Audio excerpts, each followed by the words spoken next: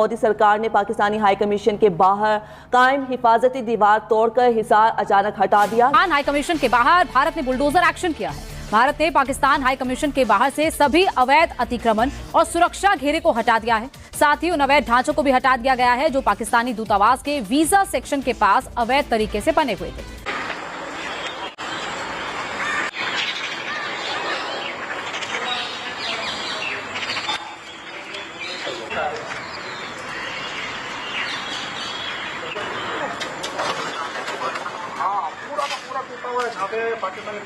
हमने क्या गिराया है वो मैं समझा रहा हूं। एक तो हमने वो शेड गिराया क्योंकि वो इस क्लॉज में आता है, NCD municipal corporation of Delhi के इस लॉ में आता है कि आपकी बाउंड्री के बाहर, बाउंड्री से लेकर सड़क के बीच में जो ग्रीन बेल्ट होती है उसके अंदर आप किसी भी तरह की कोई कंस्ट्रक्शन या ऑक्यूपेशन नहीं कर सकते। इस कार्रवाई को भारत का टिट फॉर टैट एक्शन माना जा रहा है। 3 दिन पहले पाकिस्तान ने इस्लामाबाद में इंडियन हाई कमीशन के बाहर से सुरक्षा ढांचे को मनमाने तरीके से हटा दिया था। पाकिस्तान की इस हरकत को भारत ने सूद समेत लौटाया है। पाकिस्तान के फॉरेन ऑफिस को शर्म नहीं आती हमें, जो हमने आज़ाद कश्मीर में किया है जून, जुलाई और अगस्त के अंदर, जिस तरह से अंदाज़न 100 लोगों को हमने मार डाला है, जिसका जम्मू कश्मीर जो जॉइंट एक्शन कमेटी है उसने उनके नाम, उनके पते, उनके गाँव, उनके माँ बाप के नाम बल्दियत के साथ उनके नाम दिए हैं, उस पर तो सब चुप हैं, ठीक है। और कश्मीर में वो चला गया तो उसने कह दिया भाई अब हमारा तो कोई केस रहा ही नहीं कश्मीर के ऊपर, हमारा तो कोई पॉइंट ऑफ व्यू रहा ही नहीं है। जराये के मुताबिक पाकिस्तानी सिफारती मिशन की हिफाजत के लिए मौजूद रुकावटें जानबूझकर खत्म की गईं। भारतीय हुकाम ने पाकिस्तानी सिफारती मिशन के वीजा सेक्शन के बाहर बुनियादी ढांचे को नुकसान पहुंचाया। आज पाकिस्तान में मातम बनी हुई है। GHQ में एक दूसरे के कंधे के साथ मिलकर जनरल चीखे मार रहे हैं। इसलिए क्योंकि डॉक्यूमेंट्री बनी है, आपके यहाँ से आर्ट है।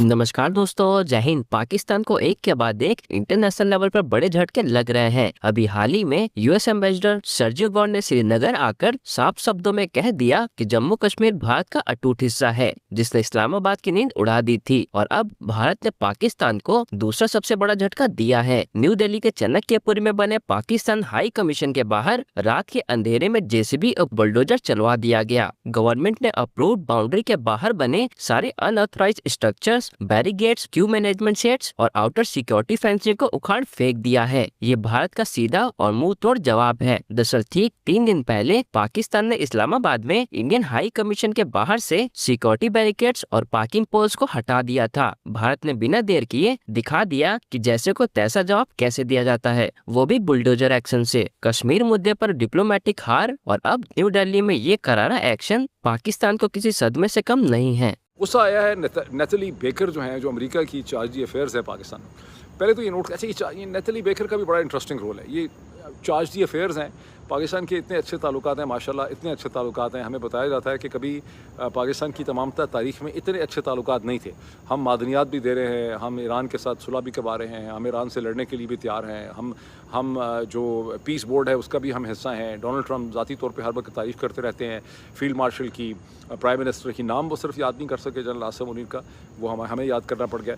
लेकिन ये ना ही शहबाज शरीफ का नाम तो याद नहीं कर सके, लेकिन उन्होंने उनकी तारीफ़ बड़ी की है। लेकिन उसके बावजूद पाकिस्तान में अमेरिका का 4 साल से एम्बेसडर कोई नहीं। वो एक कल को बिल्कुल ऐसे लगता है कॉलेज की कोई ग्रेजुएट है बेचारी नेथली बेकर, स्कूल की स्टूडेंट लगती है वो। उन्होंने वहाँ चार्ज दी अफेयर लगाई हुई है वाशिंगटन में, और उसका सुबह शाम पूरा पाकिस्तान की अशराफिया जो है वो नेथली बेकर के साथ तस्वीरें खींचती रहती है। कभी वो एयरपोर्ट के ऊपर होती है, कभी वो GHQ पहुँची होती है, कभी वो लाहौर पहुँची होती है, कभी वो आम खा रही होती है, कभी वो लड्डू कर रही है और टेस्ट कर रही होती है, कभी उसको प्यार से ट्रीट कर रहे होते हैं, कभी उस पर गुस्सा झाड़ रहे होते हैं। एक उनके पास नेथली बेकर है। अब ये गुस्से वाला टाइम था पिछले 24 घंटे में, तो नेथली बेकर को फॉरेन ऑफिस में बुलाया गया है और बड़ा सख्त गम और गुस्सा कन्वे किया गया। वो गम गुस्से का क्या बैकग्राउंड है? वो गम गुस्से का बैकग्राउंड यह है कि हिंदुस्तान के अंदर जो अमेरिका का एम्बेसडर है सर्जी गौर, वो पहुंचा है कश्मीर, जिसको हम पहले कहा करते थे मकबूजा जम्मू और कश्मीर, जिसका असल टेक्निकल नाम अक़वाम मुत्तहिदा के लिटरेचर में है बेसिकली इंडियन एडमिनिस्ट्रेटेड कश्मीर।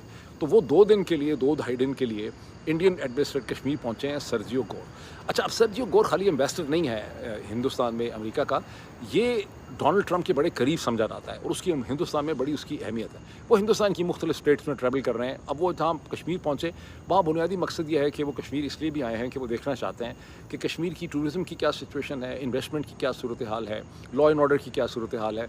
क्योंकि कश्मीर की जो हुकूमत है उमर अब्दुल्ला की और of course Indian central government, वो चाहते हैं कि कश्मीर के ऊपर जो ट्रैवल एडवाइजरी है जम्मू और कश्मीर के ऊपर अमेरिकन डिपार्टमेंट ऑफ स्टेट की, जो इस वक्त लेवल 4 का एक थ्रेट है और वहाँ पर अमेरिकन टूरिस्ट ट्रैवल नहीं कर सकते। जब अमेरिकन टूरिस्ट ट्रैवल नहीं करते तो फिर बरतानिया भी नहीं आता, फिर यूरोप भी नहीं आता, बाकी सारी दुनिया भी नहीं आती। वो चाहते हैं कि वो ट्रैवल एडवाइजरी को चेंज किया जाए। वैसे हिंदुस्तान की अपनी भी ट्रैवल एडवाइजरी लेवल 2 के ऊपर है, तो कश्मीर की लेवल 4 के ऊपर है। वो इस हवाले से उनका बुनियादी तौर पे विजिट है और वो बड़े गले शले बड़े लगाए उमर अब्दुल्ला को। लेकिन वो जब बात कर रहे थे वहाँ रिपोर्टर्स से तो उन्होंने कहा कि मैं अमेरिका का एम्बेसडर हूँ, मैं सारी स्टेट्स में जा रहा हूँ, मैं कश्मीर इसलिए आया हूँ कि कश्मीर भी हिंदुस्तान का एक बड़ा इंपॉर्टेंट पार्ट है, अहम पार्ट है। वो उन्होंने जो कह दिया है उस पर पाकिस्तान के फ़ॉरेन ऑफिस ने फौरी तौर पे 1948 की सारी रेजोल्यूशंस निकाली हैं और वो एक बार फिर नटाली बेकर को कॉफ़ी पिला के चाय पिला के उनको सुनाई है कि देखिए आप लोग भूल गए हैं कि और अमेरिका की तो अपनी यादाश्त और सफारशात और सारा का सारी पोजीशन ये है कि ये एक डिस्प्यूटेड टेरिटरी है वगैरह वगैरह वगैरह। तो ये सारा उनको उन्होंने लेक्चर दिया है। और वैसे मुझे अफसोस की बात है, असल में इसकी सिग्निफिकेंस ये तो रोज़ ही होता रहता है ड्रामा। पाकिस्तान के फ़ॉरेन ऑफिस को शर्म नहीं आती हमें, जो हमने आज़ाद कश्मीर में किया है जून जुलाई और अगस्त के अंदर, जिस तरह से अंदाज़न 100 लोगों को हमने मार डाला है, जिसका जम्मू कश्मीर जो जॉइंट एक्शन कमेटी है उसने उनके नाम, उनके पते, उनके गाँव, उनके माँ बाप के नाम बल्दियत के साथ उनके नाम दिए हैं, उस पर तो सब चुप हैं, ठीक है। और कश्मीर में वो चला गया तो उसने कह दिया भाई अब हमारा तो कोई केस रहा ही नहीं कश्मीर के ऊपर, हमारा तो कोई पॉइंट ऑफ व्यू रहा ही नहीं है। जो कत्ले आम हम कर रहे हैं, जो फीलिंग है, मेरी अभी किसी से बात हो रही थी न्यूयॉर्क में, 30 साल से यहाँ पे रहते हैं, रावला कोट से हैं, खुदा की कसम बात करते करते वो रो पड़े। जिस तरह से उनके घर वालों ने देखा है, कितने उनके रिश्तेदारों के वो मुझे बता रहे थे, मैं सारी डिटेल्स यहाँ पे शेयर भी नहीं कर सकता। वो कह रहे थे कि हमारे ख़ानदान उन लोगों में था जिन्होंने पहली गोली चलाई थी महाराजा हरी सिंह के ख़िलाफ़, और हम क्या बिलीव करते थे पाकिस्तान के बारे में, और क्या हमारी मोहब्बत थी, क्या हमारी अकीदत थी, और क्या हमारे साथ उन्होंने जिस तरह से हमें ट्रीट किया है ऑन प्योरली पॉलिटिकल इशूज़ में, कि कभी हिंदुस्तान में भी इस किस्म के इशू में लोगों को इस तरह से ट्रीट नहीं किया गया। तो पाकिस्तान के फ़ॉरेन ऑफिस को शर्म आनी चाहिए, लेकिन कैसे आ सकती है, बेचारे सरकारी मुलाजिम है। पहले मैं समझी थी सिर्फ इंडिया की खबर मेरे पास आ रही थी, और जब मैंने उसको चेक किया तो पता लगा कि पहले लास्ट वीक पाकिस्तान ने ये किया था इंडियन हाई कमीशन के बाहर, और उसके रिस्पांस में भारत में किया गया। वरना हम लोग यही समझते हैं कि शायद भारत कर रहा है और हमने कुछ नहीं किया। लेकिन सर ये हो क्यों रहा है? सिर्फ उनका जो पेरीमीटर वॉल है, सिक्योरिटी वॉल, उसके बाहर की बात मैं करता हूँ। सो अब आप ये बात, अगर 4 दिन पहले पाकिस्तान ने ऐसा कुछ किया, हो सकता है हमारे यहाँ थोड़ा बड़ा चढ़ा के बोल रहे हो या आप यहाँ कम हो, लेकिन कहीं ना कहीं कुछ हुआ जरूर है, ये तो पक्का मानना पड़ेगा। अगर 4 दिन पहले की न्यूज पाकिस्तान ने नहीं चलाई, अपनी आवाम को नहीं बताया, उन्होंने हमारे एम्बेसी को नहीं बताया कि आपके यहाँ से ये सिक्योरिटी हटाई जा रही है, कम करी जा रही है, रीइवैल्यूएट करी जा रही है, कोई भी रिस्पेक्टेबल वर्ड हम ले सकते हैं।